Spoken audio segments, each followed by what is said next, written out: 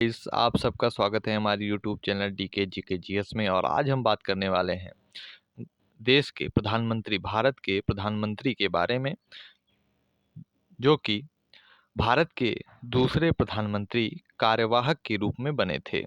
तो ये हमारा पार्ट 2 होगा। पार्ट 1 अगर आपने नहीं देखा है तो पहले उसे आप देख के आइए, फिर आपको ये समझ में आएगा। उनके बारे में और सारी चीज़ें हम आज जानेंगे। तो चलिए वीडियो को स्टार्ट करते हैं।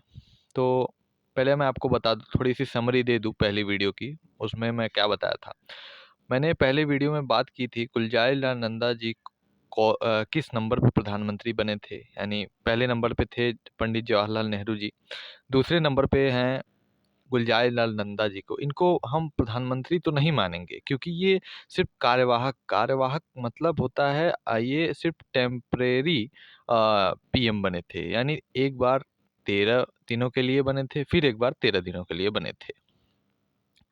और चलिए अब इस वीडियो में जानते हैं क्या है। तो गुलजारी लाल नंदा को 2 बार भारत का कार्यवाहक प्रधानमंत्री, एक्टिंग प्राइम मिनिस्टर जी को जिसको बोला जाता है, बनाया गया था। पहली बार 1964 में और दूसरी बार 1966 में। दोनों ही बार पूर्णकालिक प्रधानमंत्री नहीं थे।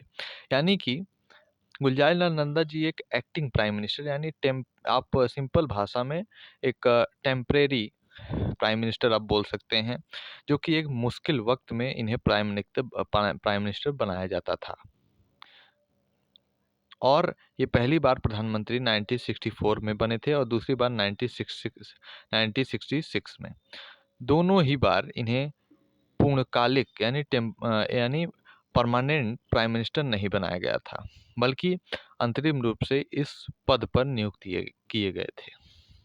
अब आइए जानते हैं कि ऐसा क्यों किया गया था। तो मैं आपको बता दूं कि पहली बार ये 27 मई 1964 से लेकर 9 जून 1964 तक ये प्रधानमंत्री बने रहे, जो कि ये सिर्फ 13 दिनों का कार्यकाल है। तो परिस्थिति क्या थी कि इन्हें 13 दिनों का प्रधानमंत्री बनाया गया था।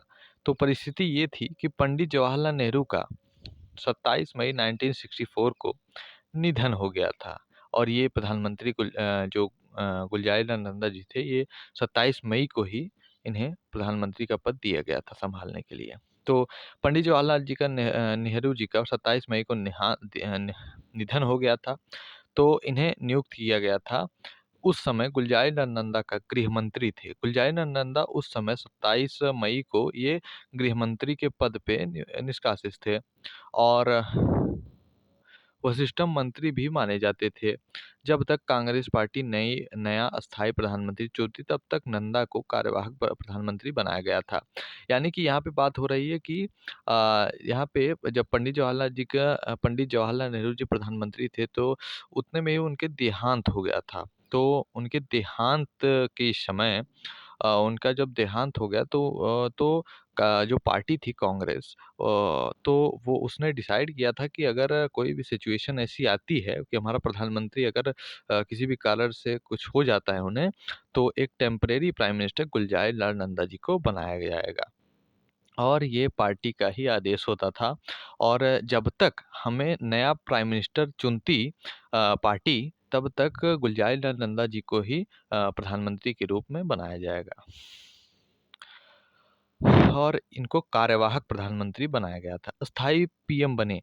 और इसके बाद जब इनका 13 दिनों का कार्यकाल खत्म हो गया था गुलजारी लाल नंदा जी का, तब एक अस्थाई पीएम बने लाल बहादुर शास्त्री, जो कि 9 जून 1966 को बनाया गया था। अब दूसरी बार इन्हें 11 जनवरी गुलजारी लाल नंदा जी को 11 जनवरी 1966 ले लेकर 24 जनवरी 1966 तक बनाया गया था। परिस्थिति क्या पड़ी थी, लाल बहादुर शास्त्री का 11 जनवरी 1966 को ताशकंद, उज्बेकिस्तान में अचानक निधन हो गया। तो जब गुलजारी लाल नंदा जी प्रधानमंत्री थे, तो इसी समय उनका भी देहांत हो गया था।